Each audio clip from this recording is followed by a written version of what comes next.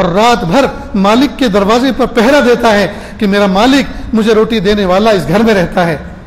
ایک روکھے سوکھے ٹکڑے کے شکر میں پوری رات جاگ کر پہرا دیتا ہے. ہم نے اپنے رب کریم کے کروڑوں تر لقمے کھائے ہیں. کبھی عشاء کے وضو سے فجر کی نماز پڑھنے کی توفیق ہوئی کہ عشاء کے وضو سے لے کر ہم سجدے میں پڑھے رہے ہوں کہ آج کی رات شکر کی رات, آج کی رات سجدے کی رات, آج کی رات تلاوت کی رات, آج کی رات رونے کی رات, آج کی رات اللہ کے سامنے گڑ گڑانے کی رات. میرے پیارے رب نے مجھ پہ کتنے بڑے بڑے کرم اور احسان فرمائے ہیں. آج میں تشکر کے جذبات کے ساتھ یہ رات اللہ کی یاد میں محبت میں گزاروں گا. میرے بھائیوں, کتا ہم سے جیت گیا اور ہم ہار گئے. کتا ہم سے جیت گیا اور ہم ہار گئے. اللہ اکبر کبیرہ, اللہ اکبر کبیرہ. تو استغفار کہتے ہیں گزرے ہوئے زمانے میں جو ہم نے گناہ کر رکھے ہیں اس پر سچے دل سے معافی مانگنا اور آئندہ نہ کرنے کا مضبوط ارادہ کرنا. انہی گناہوں کو اس کو کہتے ہیں توبہ. شیخ الحدیث حضرت شیخ ذکر رحمۃ اللہ علیہ تحریر فرماتے ہیں حجاج کرام 9 ذی الحجہ کو میدان عرفات میں جمع ہوتے ہیں اور زوال آفتاب سے لے کر غروب آفتاب تک اللہ کی رحمت کا دریا جوش میں آتا ہے جی. اور شام کے وقت اگر کوئی بندہ یہ سوچے پتہ نہیں میرے اللہ نے مجھے معاف کیا کہ نہیں کیا, اللہ تعالیٰ اس پہ سخت ناراض ہوتے ہیں کہ تو ہوتا کون ہے میرے بارے میں یہ سوچنے والا, میں نے معاف کیا کہ نہیں کیا, کیا تیرے گناہ بڑے ہیں یا میری رحمت بڑی ہے؟ جا بخشے بخشائے مزدلفہ کی طرف چلے جاؤ, آج میں نے رحمت کا دریا بہایا تھا, سب کو معاف کر دیا. تو حضرت شیخ الحدیث رحمۃ اللہ علیہ فرماتے ہیں حاجی میدان عرفات میں پچھلے گناہوں پر جی پچھلے گناہوں پر جو ہے پانی پھروا کے تو آتا ہے, یعنی صاف کروا کے تو آتا ہے, لیکن انہی گناہوں کو آئندہ نہ کرنے کا مضبوط ارادہ توبہ کی شکل میں کر کے نہیں آتا. چنانچہ وطن میں آنے کے بعد کچھ دن تک زمزم اور کھجور کا دور چلتا ہے, کچھ دنوں تک حج کی مبارکبادیں دی جاتی ہیں, دعوتیں ہوتی ہیں, اور اس کے بعد جیسے پہلے تھے پھر ویسے کے ویسے ہی ہو جاتے ہیں.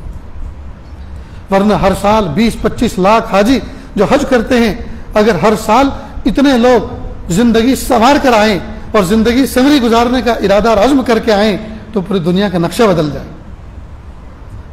میرے بھائیوں, توبہ اصل ہے, توبہ کا ارادہ اصل ہے.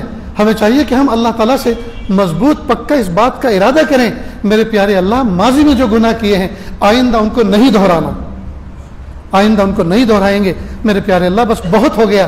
اللہ آپ ہمیں معاف کر دیجئے اور آپ ہمیں ہمت و قوت دے دیجئے کہ ہم ان گلیوں کی طرف, ان راستوں کی طرف مڑ کے نہ دیکھیں جن میں ہم نے گناہ کیے ہیں, مکالے کیے ہیں.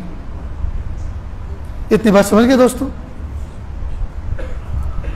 ایک بات اور سمجھیں, اگر ہم اتنے گناہ کریں اتنے گناہ کریں اتنے گناہ کریں, نیچے زمین سے ٹکرا جائیں اور اوپر آسمان کی چھت سے ٹکرا جائیں, پھر بھی یہ گناہ محدود ہیں, لمیٹیڈ ہیں. اوپر آسمان نیچے زمین, لمیٹیڈ گناہ محدود ہیں, 2 حدوں کے درمیان میں محدود ہو گئے. اللہ کی رحمت ان لمیٹیڈ ہے, ہمارے گناہ لمیٹیڈ ہیں, ہمارے گناہ محدود ہیں. اللہ کی رحمت ان لمیٹیڈ ہے, اللہ کی رحمت لامحدود ہے. تو محدود کا لامحدود چیز سے کیا مقابلہ؟ اس لیے مایوس تو کبھی نہیں ہونا چاہیے. کئی مرتبہ نوجوان بچوں کو شیطان مایوس کر دیتا ہے اور کہتا ہے تو نے تو راتوں کو انٹرنیٹ پہ بیٹھ بیٹھ کے تو نے کیا گناہ نہیں کیے, تیرا نام اعمال تو سیاہ ہو چکا ہے, تو کبھی اللہ کا ولی نہیں بن سکتا.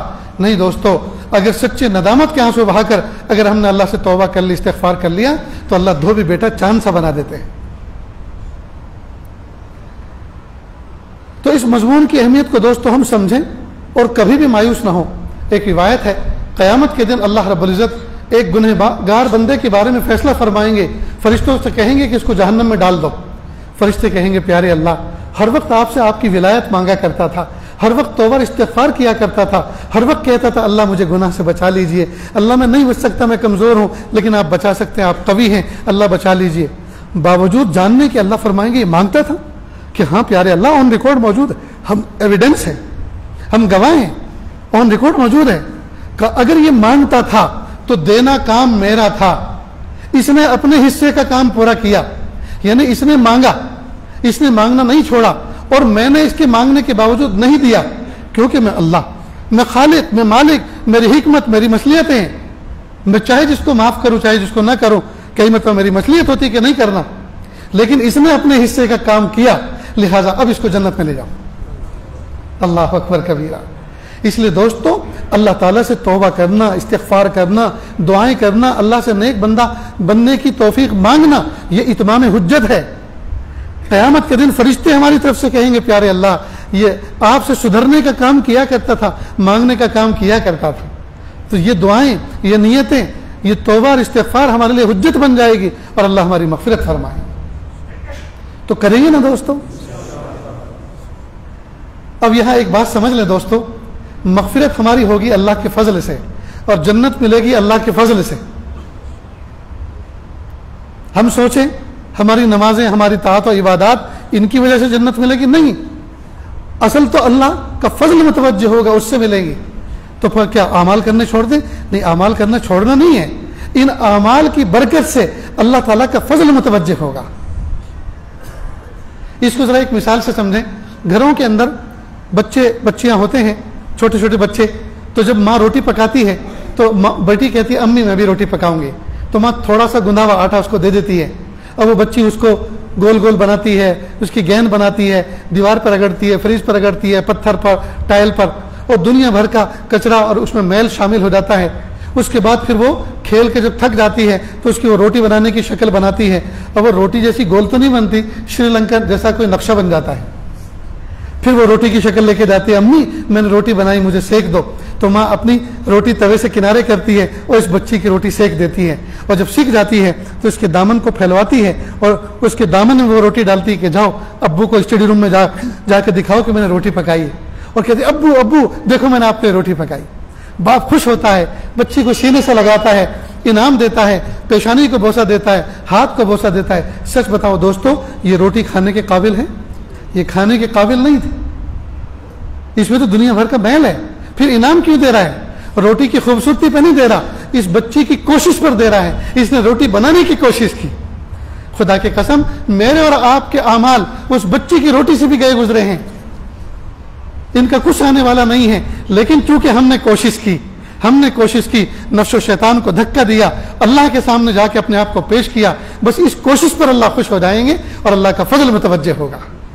تو دوستو اللہ تعالیٰ سے دعا ہے اللہ تعالیٰ کہنے سننے سے زیادہ عمل کی توفیق عطا فرمائے، ہمیں توبہ طائب ہونے کی توفیق عطا فرمائے، روزانہ ذکر و اذکار کے ساتھ، تلاوت کے ساتھ، نمازوں کے اہتمام کے ساتھ، حسن اخلاق کے ساتھ ایک بہترین شہری بن کر بڑوں کے اکرام کے ساتھ، چھوٹوں پہ شفقت کے ساتھ زندگی گزارنے کی اللہ ہمیں توفیق عطا فرمائے۔ وآخر دعوانا ان الحمد للہ رب العالمین۔